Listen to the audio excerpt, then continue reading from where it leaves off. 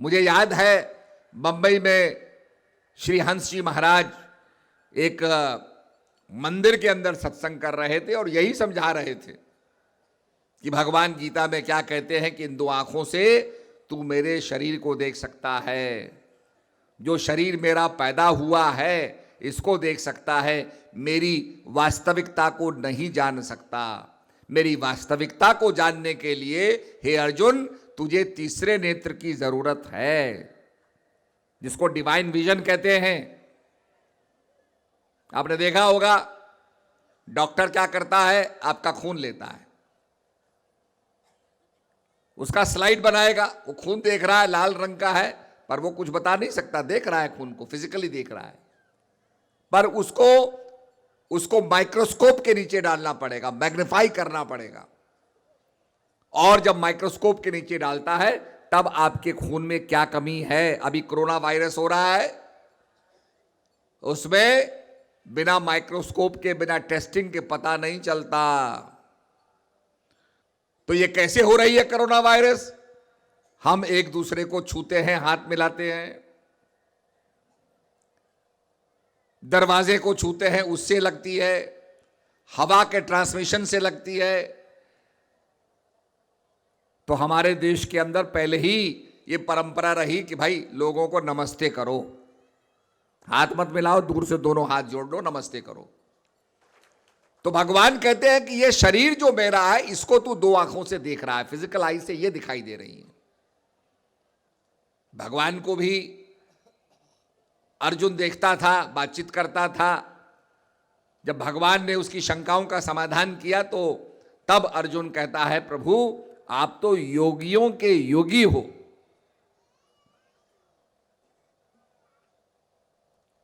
भगवान के आगे नतमस्तकता ने तो पहले तो भगवान को वो मित्र ही मानता था, सखा मानता था, यादव कहता था, सहपाठी समझता था। तब भगवान की विशालता, आध्यात्मिकता प्रकट होती है और भगवान के आगे नतमस्तक होता है। वो जो नॉलेज है वो समझने की चीज है।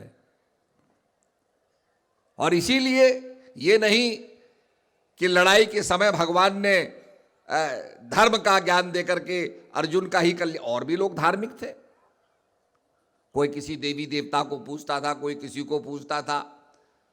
अर्जुन ने तो इंद्र को प्रसन्न करके अनेक अस्त्र शस्त्र प्राप्त किए, भगवान शंकर को प्रसन्न करके पाशुपत अस्त्र प्राप्त किया।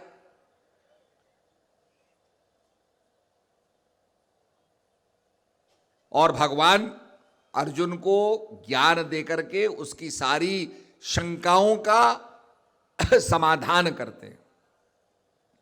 और तब अर्जुन कहता है, हाथ जोड़ करके विनम्र प्रार्थना करता है, नष्टो मोह स्मृति लब्धा, हे प्रभु मेरा अंधकार नष्ट हो गया है, मेरी स्मृति तरोताजा हो गई है, मेरा मोह खत्म हो गया है। जो उसको मोह था कि ये मेरे स्वजन है, मेरे रिश्तेदार हैं, मैं इनको मार करके क्या करूंगा। तब भगवान कहते हैं कि अर्जुन तू धर्म की स्थापना कर।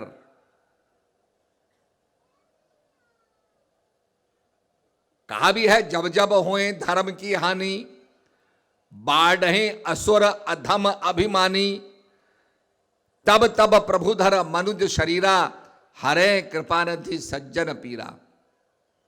जब जब धर्म की हानि होती है, आपने देखा होगा, अखबारों में देखो कितने आतंकवादियों ने लोग मार दिए, धर्म की हानि हो रही है, आदमी एक दूसरे को मार रहा है बिना कारण के, कोई किसी को जानता, हमने किसी का कुछ नहीं लिया फिर भी मार रहा है।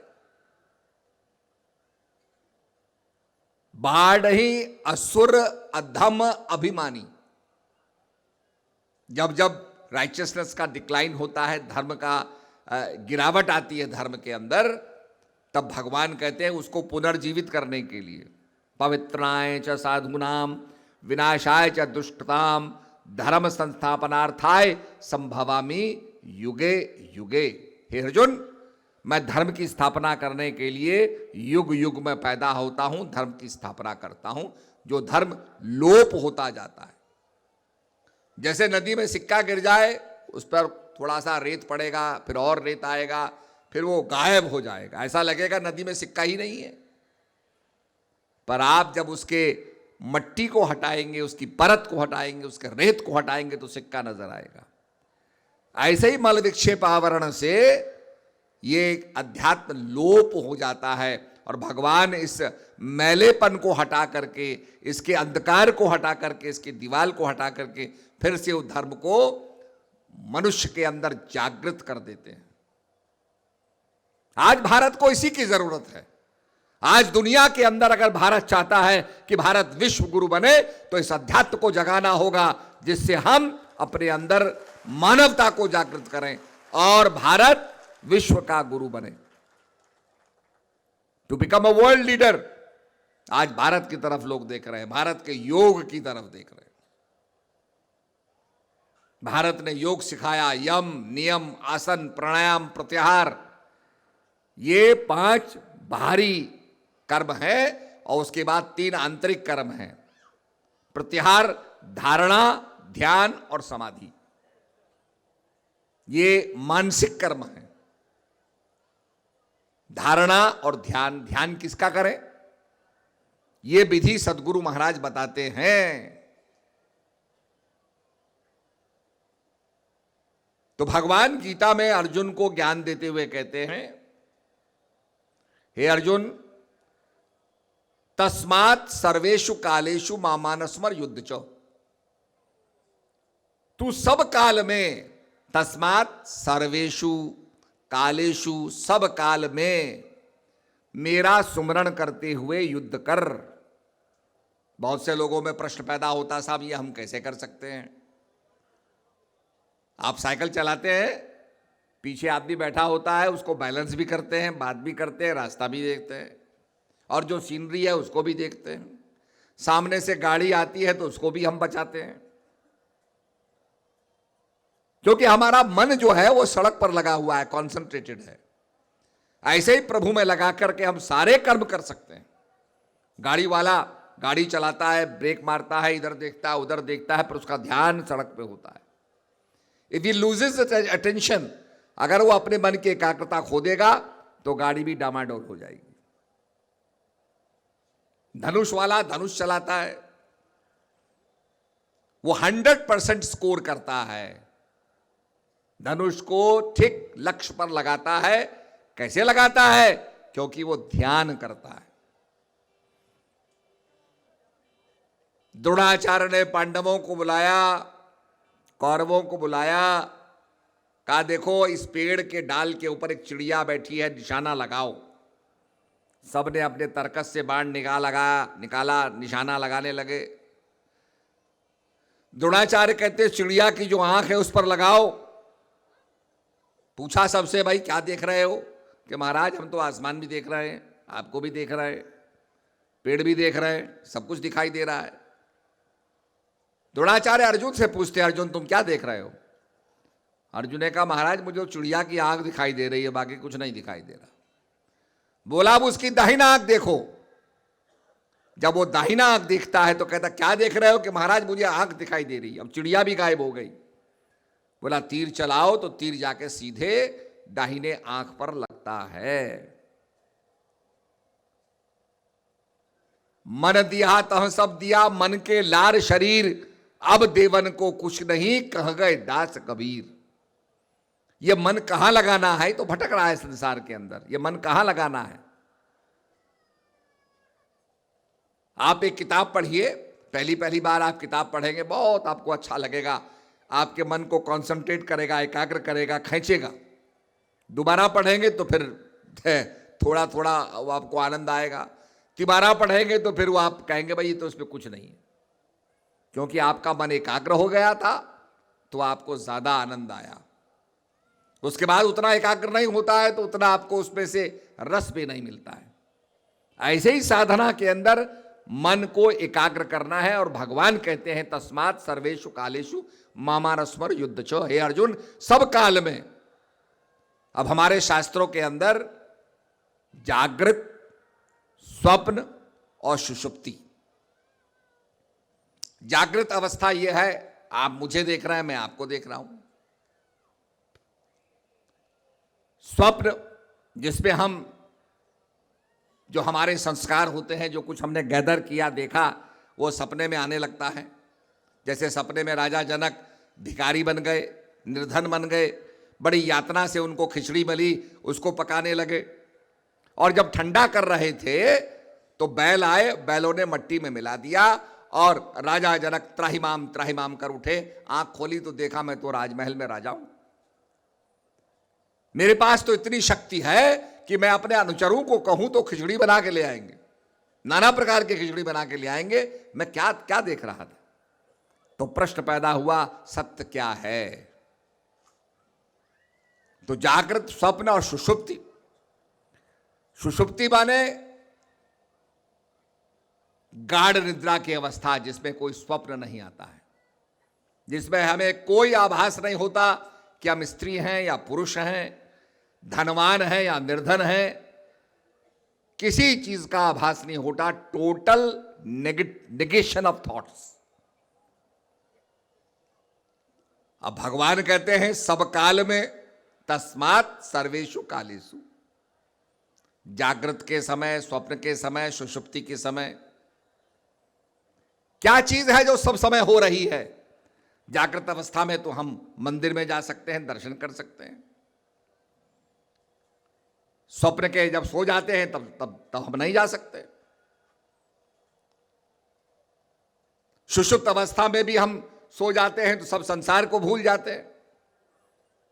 बहुत कोई आदमी मेहनत करता है और जब सो जाता है तो गाढ़ निद्रा को प्राप्त हो जाता है, और बहुत दफे उसको कहते हैं भाई ये तो ऐसा सो रहा है, घोड़े बेच के सो रहा है, ही स्लीपिंग लाइक ए लॉग, इसे पता ही नहीं क्या हो रहा है।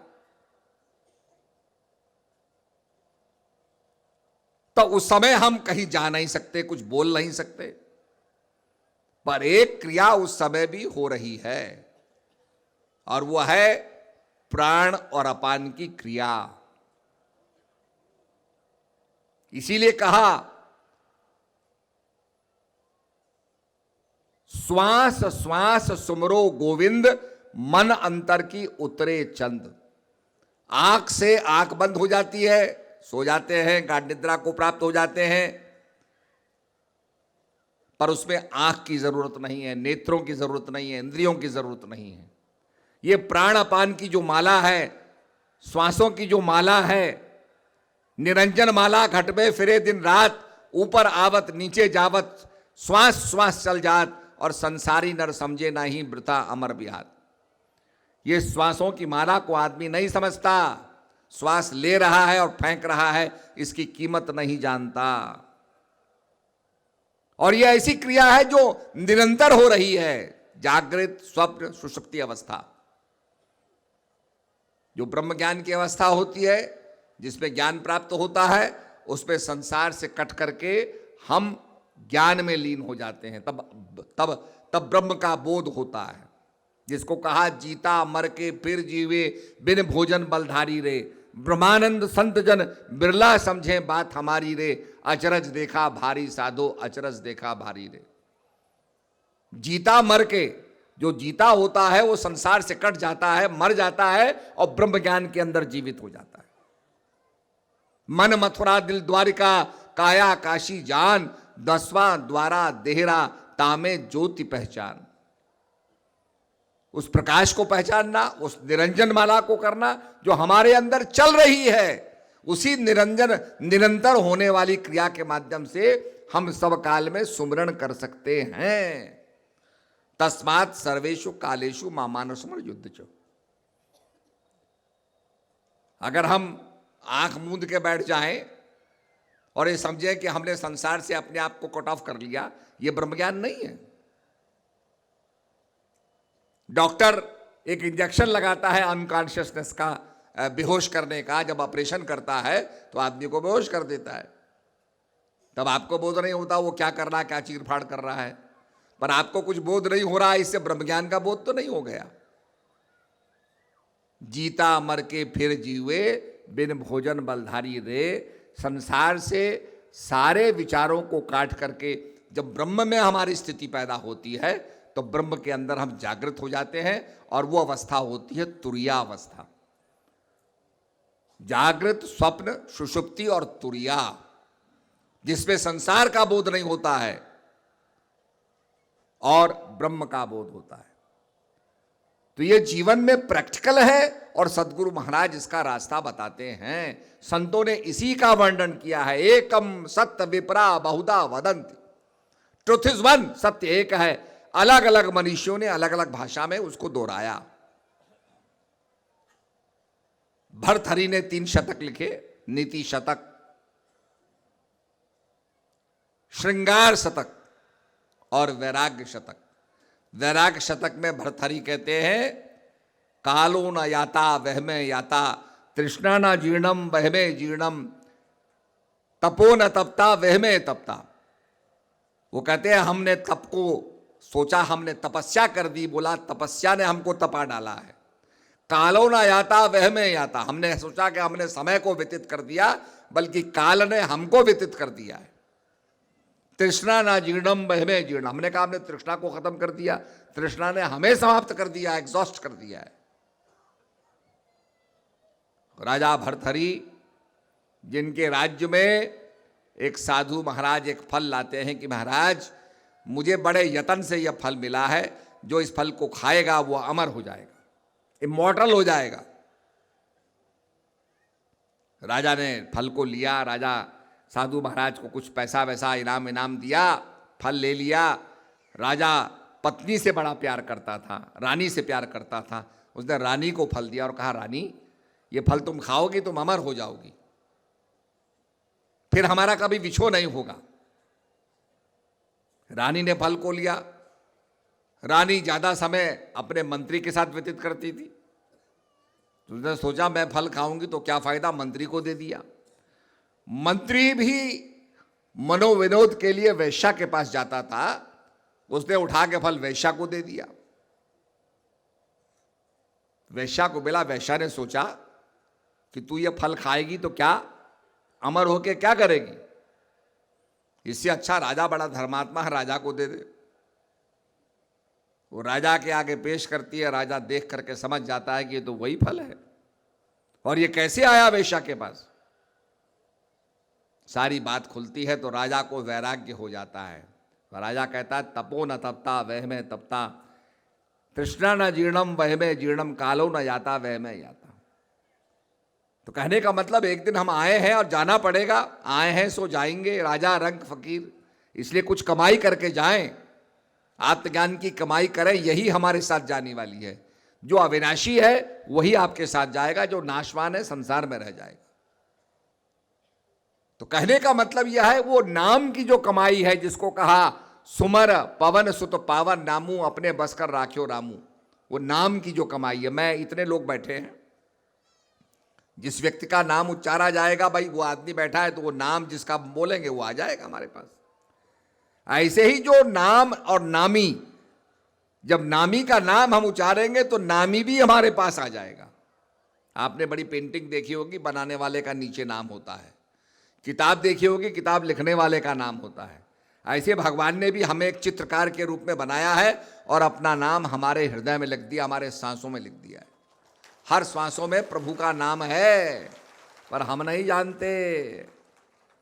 यही महापुरुष समझाते हैं, इसी को लखाते हैं।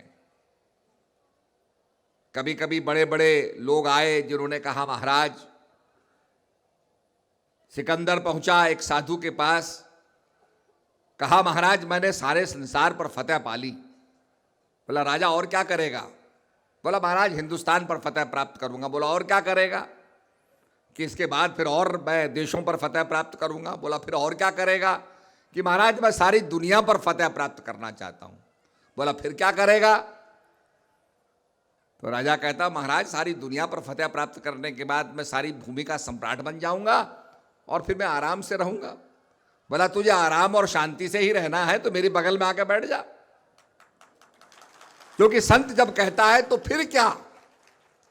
कोई कहता है ये संसार का सबसे पैसे वाला मैं आदमी हूं, तो गुरु नानक देव जी कहते फिर क्या, सो व्हाट।